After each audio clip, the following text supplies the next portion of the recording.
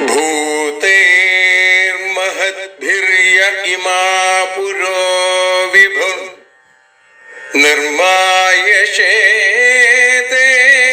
यदमूषु पूरुष भुङ्क्ते गुणान् षोडश षोडशात्मका सोऽलं कृषीष्ट भगवान् वचांसि मे।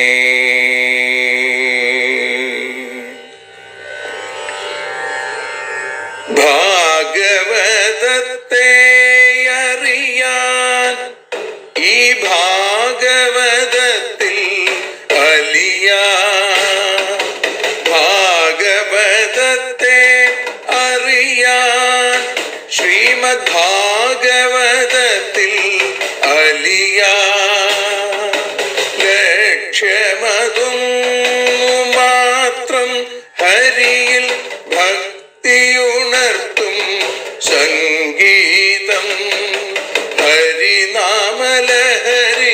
സൗഭാഗ്യം. ഭാഗവതത്തെ അറിയാൻ ഭാഗവതത്തിൽ അലിയാൻ.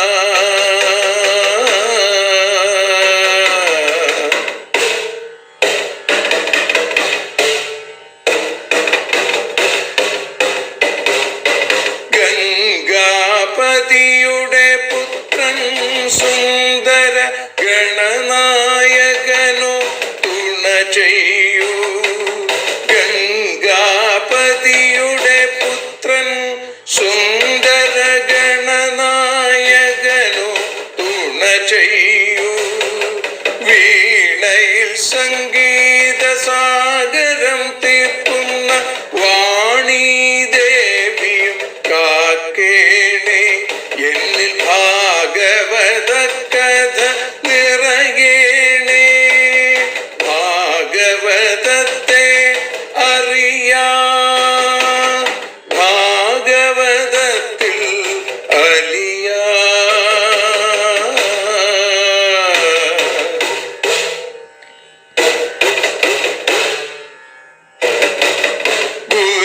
ഗുരുവായൂരിൽ നിത്യം നിറയുക ഗുരുവായൂരിലെ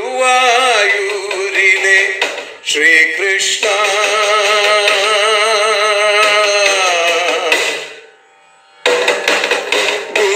ഗുരുവായൂരിൽ നിത്യം നിറയുക ഗുരുവായൂരിലെ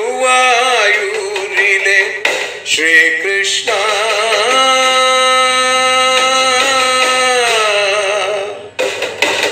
ഹരേ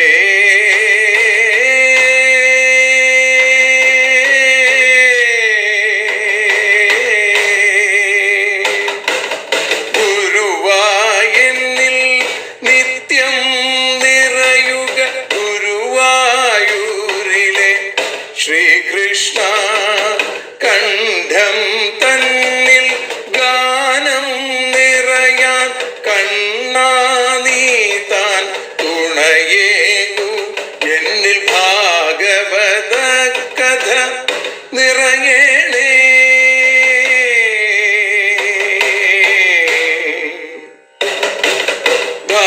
ഭാഗവതത്തെ അറിയാൻ ഭാഗവതത്തിൽ അലിയാൻ.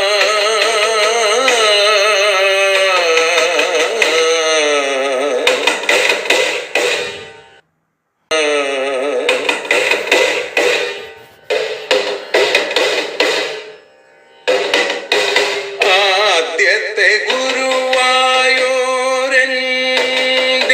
അച്ഛനുപാദ നമസ്കാരം. ആദ്യത്തെ ഗുരുവായൂരനുടെ അച്ഛനുപാദ നമസ്കാരം. അമ്മിഞ്ഞപ്പാൽ മധുരം നൽകിയ അമ്മേ നീ വരമേകേണേ. എന്നിൽ ഭാഗവത കഥ നിറയേണേ.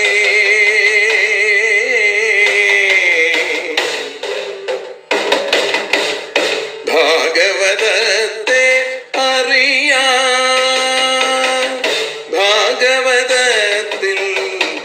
അലിയാ.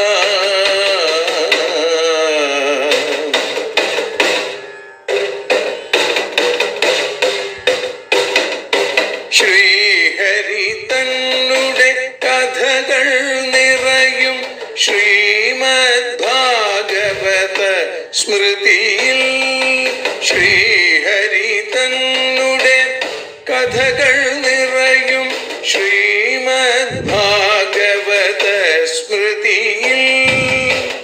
ശ്രീകൃഷ്ണാനിൻ കീർത്തനമലരുകൾ ശ്രീപാദത്തിൽ അർച്ചിക്കാം. എന്നിൽ ഭാഗവത കഥ നിറയേണേ.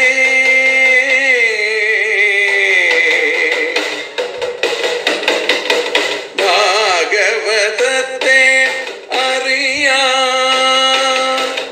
ഭാഗവതത്തിൽ അലിയാ. ലക്ഷ്യമതൊന്നു മാത്രം ഹരിയിൽ ലഹരിയുണർത്തും സംഗീതം. ഭക്തിയുണർത്തും സാഫല്യം. ഭക്തിയുണർത്തും സൗഭാഗ്യം. ഭാഗവതത്തെ അറിയാ,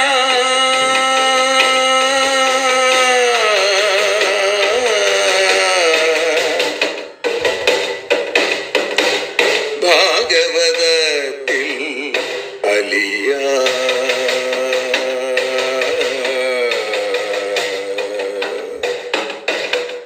ഭാഗവതത്തിൽ അലിയാ.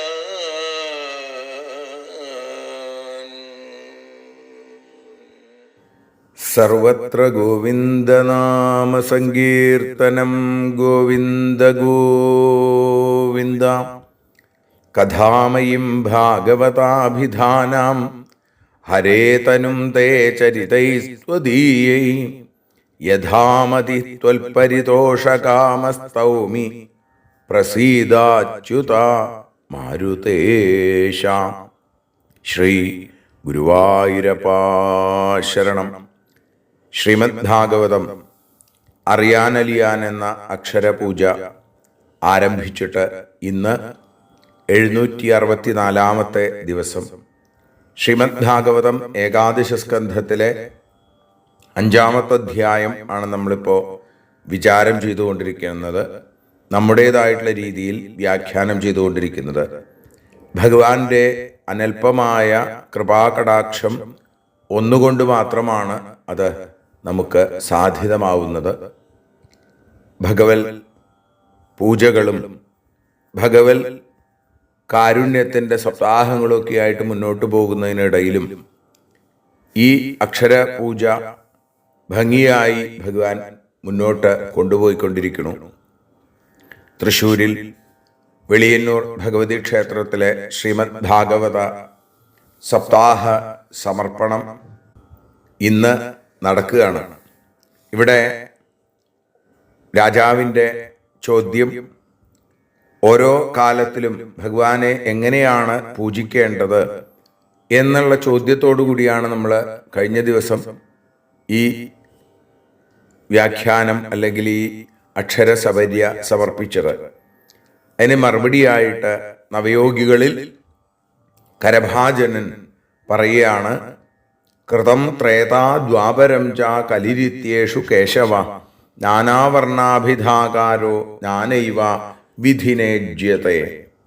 കൃതം കൃതയുഗം, അതേപോലെ ത്രേതായുഗം, ദ്വാപരയുഗം, കലിയുഗം, ഇതി യേഷു എന്നീ യുഗങ്ങളിൽ കേശവ ഭഗവാൻ നാനാവർണാഭിധാകാര പലതരത്തിലുള്ള വർണ്ണം, പേര്, ആകൃതി, വർണ്ണം, അഭിധാനം, ആകാരം ഇവയോടുകൂടി നാനാവിധനായവ പല രീതിയിൽ ഇജ്യത്തെ പൂജിക്കപ്പെടുന്നു ഭഗവാൻ എന്നാണ്.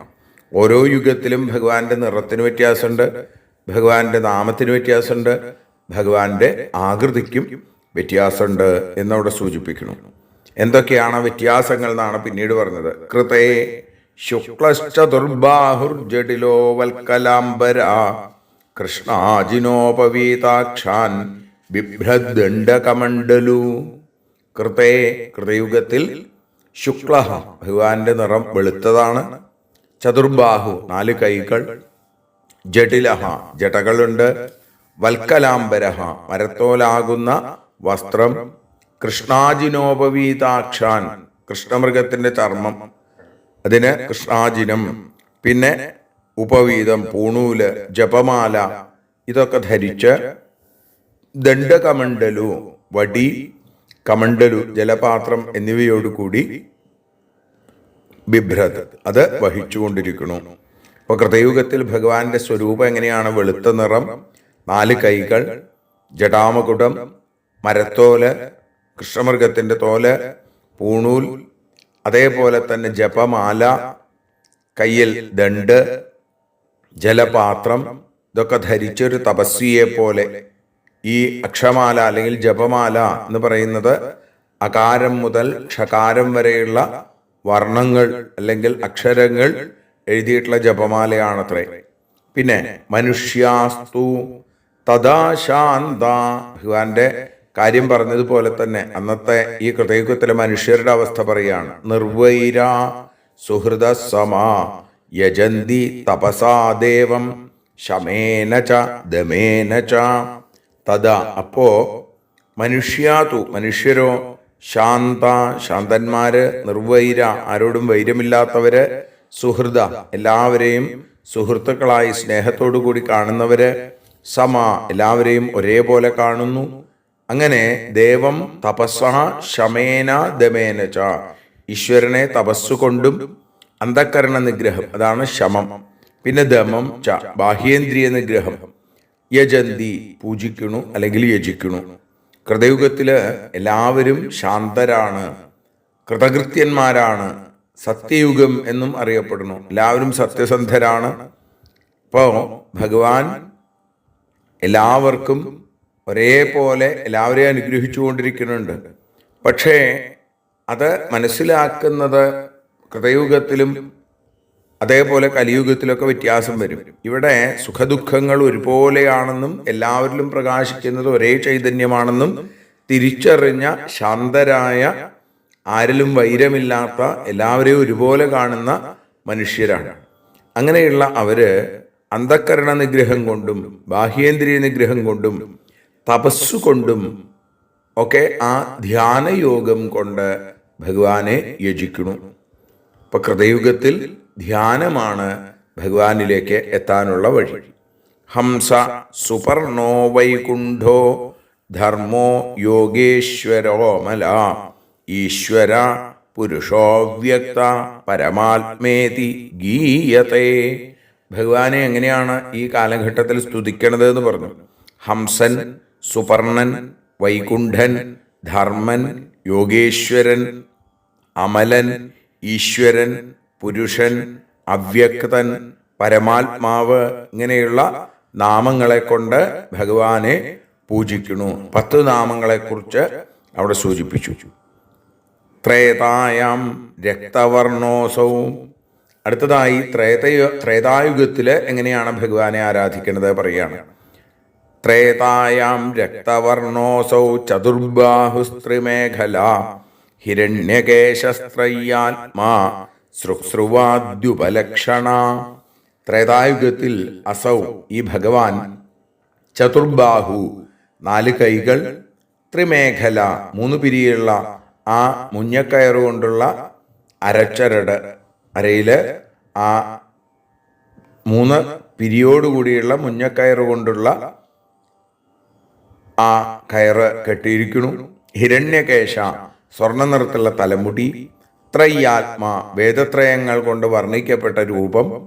സൃക്സ്രുവാദ്യുപലക്ഷണ, സൃക്ക്, സ്രുവം തുടങ്ങിയ അടയാളങ്ങളോടുകൂടി ആണ് ഭഗവാനെ കാണുന്നത് എന്ന് പറയുന്നു. ഇപ്പൊ തുടുത്ത നിറം, ഭഗവാന് രക്തവർണം, 4 കൈകൾ, ദീക്ഷയുടെ അംഗമായിട്ടുള്ള ആ 3 പിരിയുള്ള മുഞ്ഞക്കയറ്, സ്വർണവർണ്ണമുള്ള തലമുടി, ഋഗ്വേദം, യജുർവേദം, സാമവേദം എന്നീ വേദങ്ങളിൽ പ്രതിപാദിക്കുന്ന തരത്തിലുള്ള സ്വരൂപം. പിന്നെ സൃക്സുവാദി ഉപകരണങ്ങൾ, സൃക്ക്, സ്രുവം തുടങ്ങിയ യാഗത്തിന് ഉപയോഗിക്കുന്ന ഉപകരണങ്ങളൊക്കെ കയ്യിൽ പിടിച്ചിട്ടാണ് ഭഗവാനെ ഈ ത്രേതായുഗത്തിൽ കാണാൻ സാധിക്കുന്നത്. ഈ സന്ദർഭത്തിൽ മനുഷ്യരെങ്ങനെയാണ്? തം തദാ മനുജാദേവം സർവദേവമയം ഹരിം യജന്തി വിദ്യയാ ത്രയ്യാ ധർമ്മിഷ്ഠ ബ്രഹ്മവാദിന. തഥാ അപ്പോ മനുഷ്യര് സർവദേവമയം, സർവദേവസ്വരൂപനായിരിക്കുന്ന തം ദേവം, ആ ദേവനായ ഹരിയെ, ധർമ്മിഷ്ഠ, ധർമ്മത്തിൽ നിന്ന് തെറ്റാത്തവരും, ബ്രഹ്മവാദിന, വേദത്തെ പഠിക്കുന്നവരുമായിട്ട്, ത്രയ്യാവിദ്യയ, ആ വേദത്തിൽ പറഞ്ഞ കർമാനുഷ്ഠങ്ങൾ കൊണ്ട് യജിക്കുന്നു. ത്രേതായുഗത്തിൽ കൃതയുഗത്തേക്കാൾ കുറച്ചുകൂടി കുറയും ആ മനുഷ്യന്റെ രീതികൾ. എന്നാലും മനുഷ്യർ ധർമ്മിഷ്ഠരാണ്. വേദവാക്യങ്ങളുടെ അർത്ഥം അറിഞ്ഞ് വേദാധ്യയനം ചെയ്യുന്നതും അതിനെ അനുസരിക്കുന്നവരുമാണ്. ഇന്ദ്രാദികളാകുന്ന എല്ലാ ദേവന്മാരുടെയും പരമാർത്ഥ സ്വരൂപത്തോടു കൂടിയ ആ ഭഗവാനെ അവിടെ പറയുകയാണ്. ആ ഹരിയെ വേദത്തിൽ പറഞ്ഞ കർമ്മങ്ങൾ കൊണ്ട് തന്നെ ഭഗവാന് തന്നെ സമർപ്പിച്ചും കൊണ്ട് ധർമാനുഷ്ഠാനങ്ങളിൽ മുഴുകുന്നു എന്ന് അവിടെ സൂചിപ്പിച്ചു. വിഷ്ണുർയജ്ഞ പ്രശ്നിഗർഭ സർവദേവ ഉരുക്രമ വൃഷാകപിർ ജയന്തശ്ച ഉരുഗായ ഇതീര്യത്തെ. എല്ലായിടത്തും നിറഞ്ഞിരിക്കുന്ന വിഷ്ണു, യാഗത്തിന്റെ അധിഷ്ഠാന ദേവതയായതുകൊണ്ട് യജ്ഞൻ, അതേപോലെ പൃഷ്ണിയുടെയും സുതപസ്സിന്റെയും പുത്രഭാവത്തിൽ പൃഷ്ണിഗർഭൻ, സർവദേവ സ്വരൂപനായതുകൊണ്ട് സർവദേവൻ, നിരവധിയായിരിക്കുന്ന ലീലകളാടുന്നത് കൊണ്ട് ഭഗവാൻ ഉരുക്രമൻ എന്ന പേര്. അതേപോലെ വൃഷാകപി, ഭക്തന്മാരുടെ ആഗ്രഹങ്ങൾ സാധിപ്പിക്കുക, ദുഃഖങ്ങളെ മുഴുവൻ നശിപ്പിക്കണു, അതുകൊണ്ട് ഭഗവാന് വൃഷാകപി എന്ന പേര്. എപ്പോഴും എല്ലാത്തിനെയും യജിക്കുന്നു എന്നുള്ളത് കൊണ്ട് ജയന്തൻ. ഇങ്ങനെ ഭഗവാന്റെ 7 നാമങ്ങൾ പറഞ്ഞു. ഇങ്ങനെ ഭഗവാനെ ഭക്തന്മാര് കീർത്തിക്കുന്നു. ഇങ്ങനെ ആ ഭഗവാന് വൃഷനെന്നും ആകപി എന്നും 2 നാമങ്ങളായി വൃഷാകപിയെ ആ രീതിയിലും സജ്ജനങ്ങൾ, വ്യാഖ്യാതാക്കൾ വ്യാഖ്യാനിച്ച് തരുന്നു. അപ്പോൾ വൃഷൻ എന്ന് പറയുമ്പോൾ ഭക്തന്മാർക്ക് കാമത്തെ വർഷിക്കുന്നവൻ, ഭക്തന്മാരുടെ ക്ലേശത്തെ ആകമ്പനം ചെയ്യുന്നു, അതുകൊണ്ട് ആകപി എന്ന് ആ രീതിയിലും ആ വൃഷാകപിയെ വ്യാഖ്യാനിക്കാറുണ്ട്. ഏതായാലും ദ്വാപരേ ഭഗവാൻ ശ്യാമ പീതവാസ നിജായുധ ശ്രീവത്സാദിഭിരംഗൈശ്ച ലക്ഷണൈ ഉപലക്ഷിത. ദ്വാപരേ, ദ്വാപരയുഗത്തിലോ ഭഗവാൻ ഷഡ്ഗുണ പരിപൂർണൻ, ജ്ഞാനവിജ്ഞാനാദികളാകുന്ന ആ 6 ഭഗങ്ങളോടുകൂടിയവൻ ഭഗവാൻ.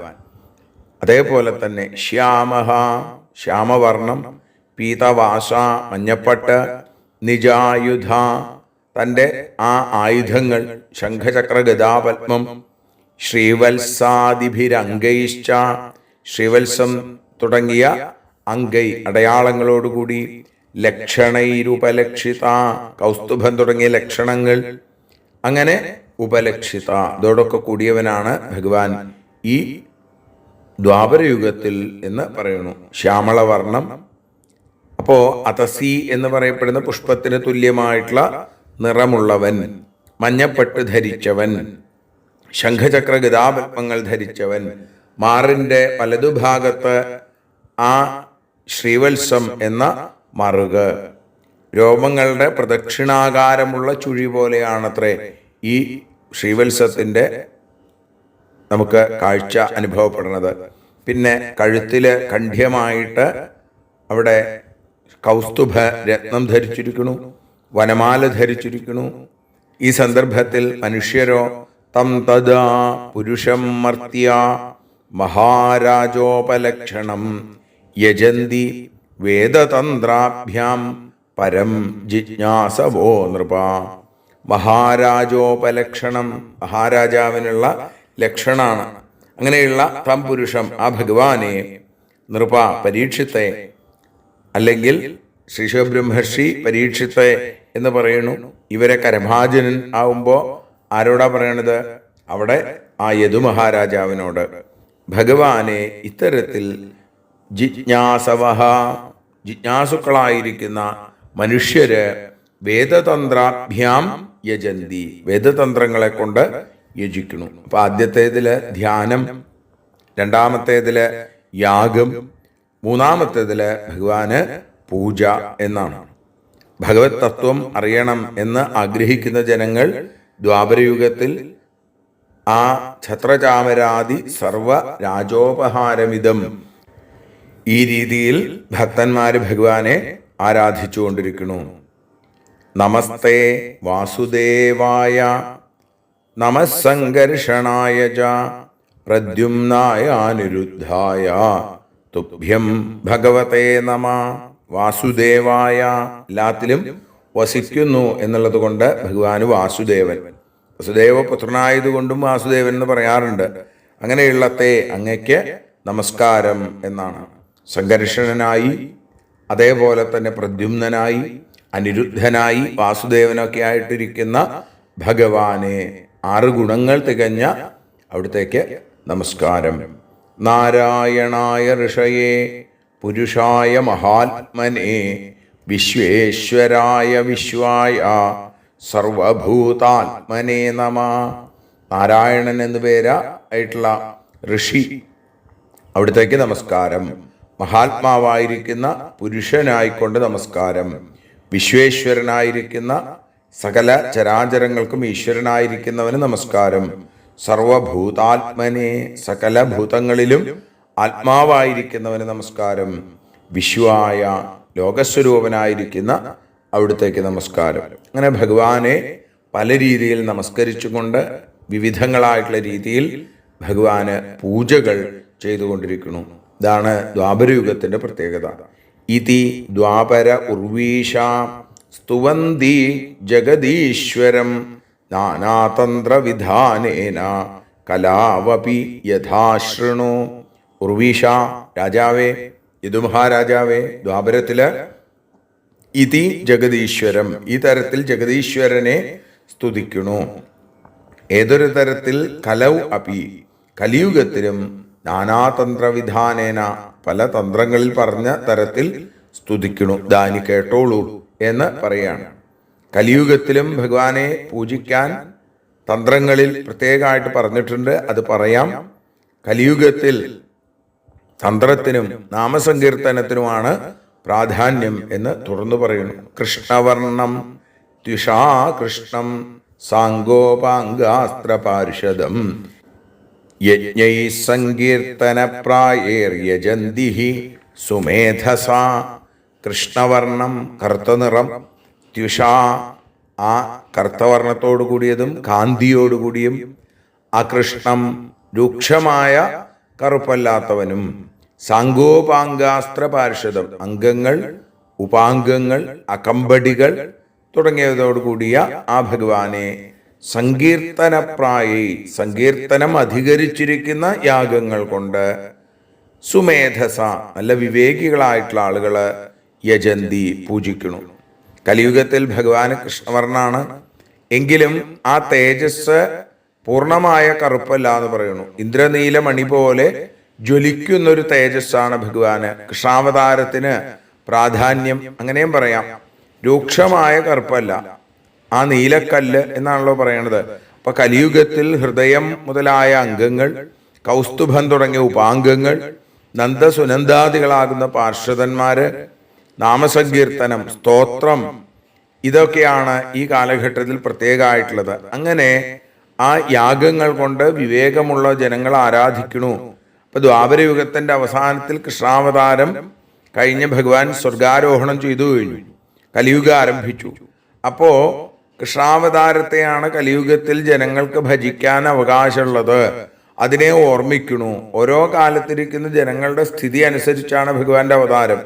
അപ്പൊ കലിയുഗത്തിലെ ജനങ്ങൾക്ക് ഭക്തി തോന്നാൻ പാകത്തിന് ആ കൃഷ്ണസ്തു ഭഗവാൻ സ്വയം എന്ന രീതിയിൽ ഭഗവാനെ ആരാധിക്കണു, സ്തുതിക്കണു, അല്ലേ, നാമം ജപിക്കണു. എങ്ങനെയാ? ധേയം സദാ പരിഭവഘ്നമഭീഷ്ടദോഹം തീർത്ഥാസ്പദം ശിവവിരിഞ്ചിനുതം ശരണ്യം ഭൃത്യാർത്തിഹം പ്രണതപാല ഭവാബ്ധിപോതം വന്ദേ മഹാപുരുഷ തേ ചരണാരവിന്ദം.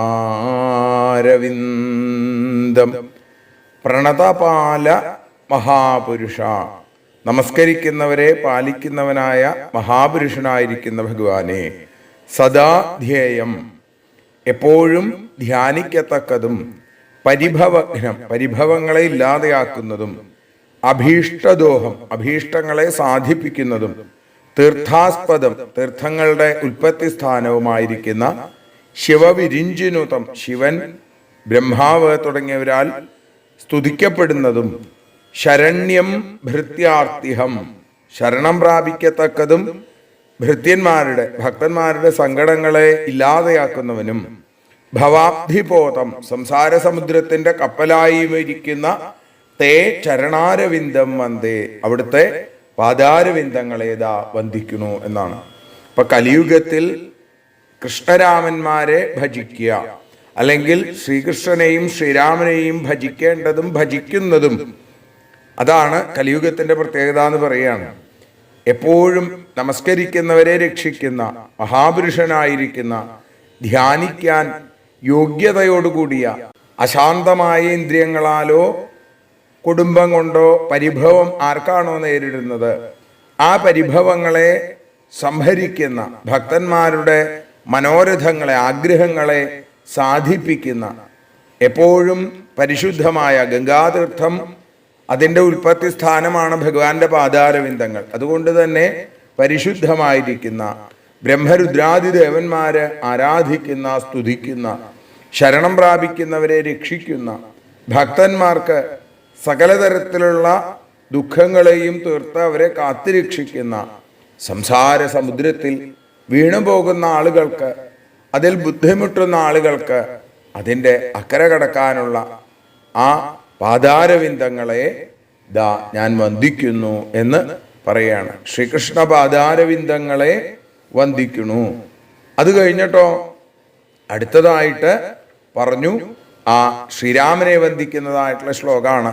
ഇതേപോലെ തന്നെ വന്ദേ മഹാപുരുഷ തേ ചരണാരവിന്ദം ത്യക്വാ സുദുസ്ത്യജ സുരേപ്സിത രാജ്യലക്ഷ്മിം ധർമ്മിഷ്ഠ ആര്യവചസായതഗാദരണ്യം മായാമൃഗം ദൈതയേപ്സിതമന്വധാവൽ വന്ദേ മഹാപുരുഷ തേ ചരണാരവിന്ദം. സുദുസ്ത്യജ സുരേപ്സിത രാജ്യലക്ഷ്മി, ഉപേക്ഷിക്കാൻ സാധാരണ ആളുകൾക്ക് കഴിയാത്ത രാജ്യലക്ഷ്മിയെ, ദേവന്മാർ കാക്ഷിക്കുന്നതായിട്ടുള്ള ആ രാജ്യാധികാരത്തെ ആര്യവചസ, അച്ഛൻ്റെ വാക്കുകൊണ്ട്, ത്യക്വ ഉപേക്ഷിച്ചിട്ട്, ധർമ്മിഷ്ഠ ധർമ്മത്തിൽ നിന്ന് തെറ്റാതെ, രാമോ വിഗ്രഹവാൻ ധർമ്മ എന്നാണ്, യത് അരണ്യം അഗാത് ഏതൊരു പദമാണോ കാടിനെ പ്രാപിച്ചത്, ദൈതയാ ഈപ്സിതം ഭാര്യയാൽ കാക്ഷിക്കപ്പെട്ട മായാമൃഗം, മായ കൊണ്ട് ഉണ്ടായ ആ മാൻസ്വരൂപത്തെ, യത്ത് അന്വധാവൽ ഏതൊരു പാദമാണോ അതിനെ അനുധാവനം ചെയ്തത്, മഹാപുരുഷ അല്ലയോ ഭഗവാനെ, തേ ചരണാരവിന്ദം വന്ദേ, അവിടുത്തെ പാദാരവിന്ദങ്ങളെ നമസ്കരിക്കുന്നു. സത്യത്തിൽ ആപ്തകാമനാണ് ഭഗവാൻ, അല്ലേ? ഒന്നിനോടും ആഗ്രഹമില്ല. പക്ഷേ ഭക്തന്മാരെ രക്ഷിക്കാൻ വേണ്ടി അവിടുന്ന് പല പ്രവൃത്തികളും ചെയ്തുകൊണ്ടിരിക്കുന്നു.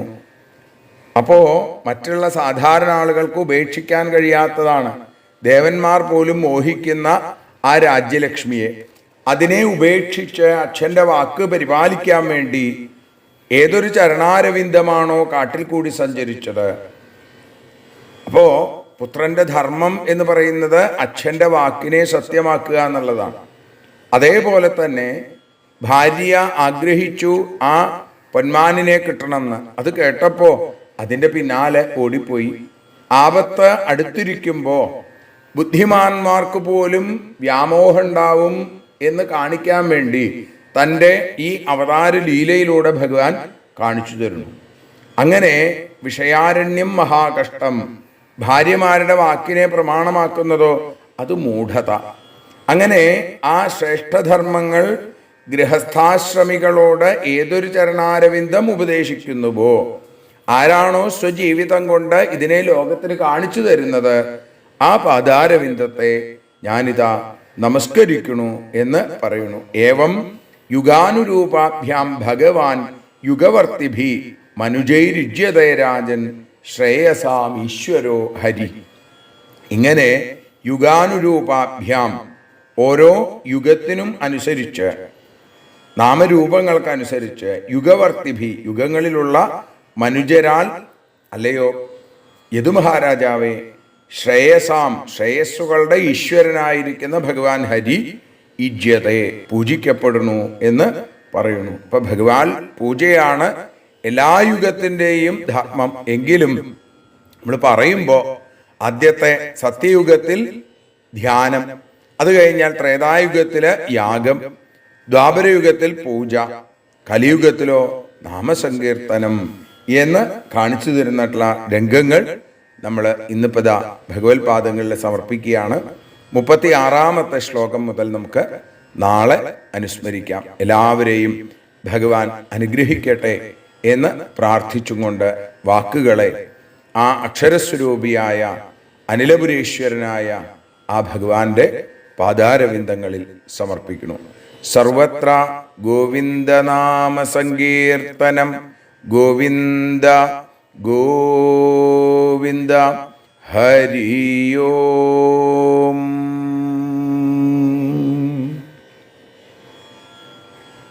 ഭാരതിയൊഴിയുന്നു ഞങ്ങൾ ആരതിയുണ്ടാവാ,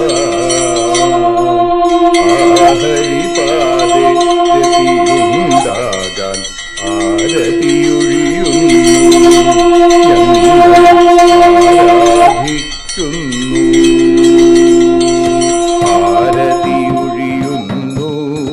ഞങ്ങൾ ആരതിയുണ്ടാവാ, ഹരിപാദേ രതിയുണ്ടാകാൻ ആരതിയൊഴിയുന്നു ഞങ്ങൾ ആരാധിക്കുന്നു. ശ്രീമദ് ഭാഗവതം പുണ്യം പാവനമാം ഗ്രന്ഥം, ശ്രീശുകമാമുനി പാടിയ ഗീതം നൽകുന്നു മുക്തി, സതതം നൽകിയിടും ഭക്തി. പാപികളെന്നാലും നിത്യം രക്ഷിക്കും ഗ്രന്ഥം, പരമാനന്ദ സുധാരസമയമി ഹരിലീലാസാരം, നിത്യം വേദത്തിൻ സാരം.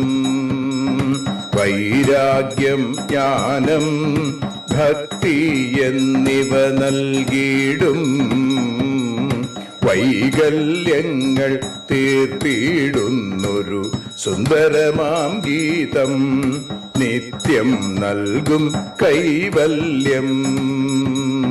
കലിമലമഥനി പാപവിനാശിനി സതതം സേവയ ചെയ്യുന്നോർക്കോ സുഖകാരിണി ഗ്രന്ഥം, നിത്യം നൽകും സായുജ്യം.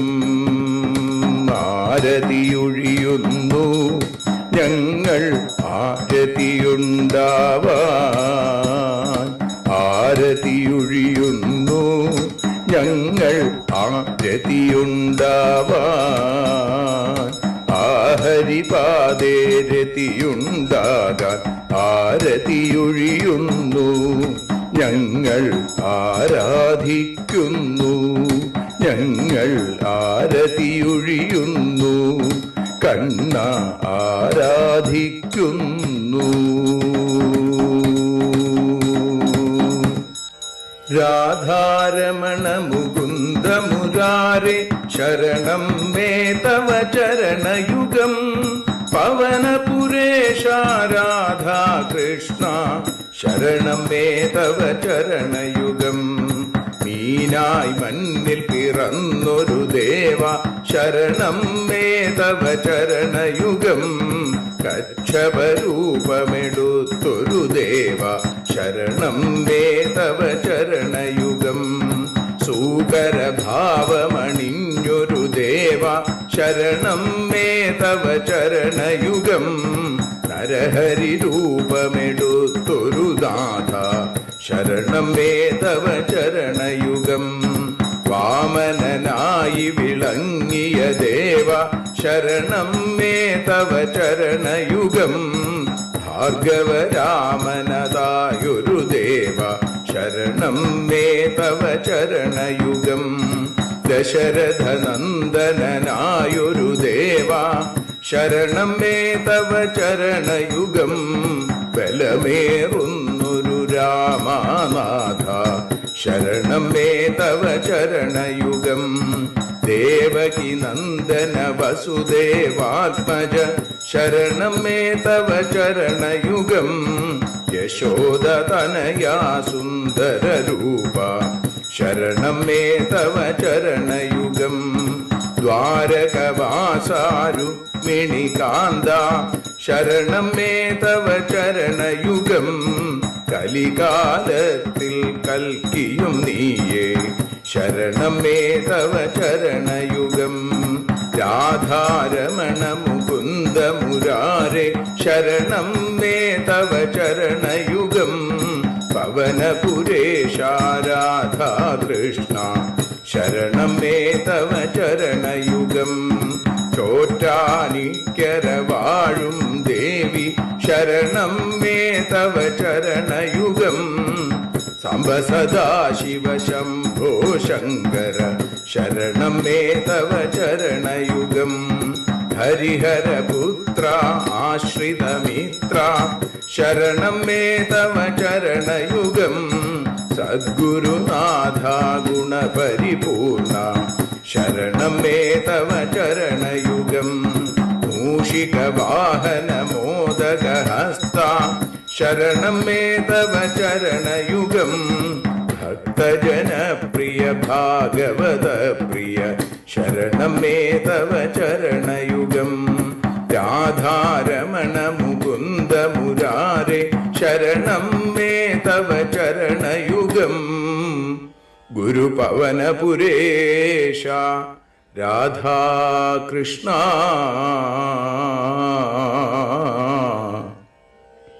ശരണം മേ തവ ചരണയുഗം.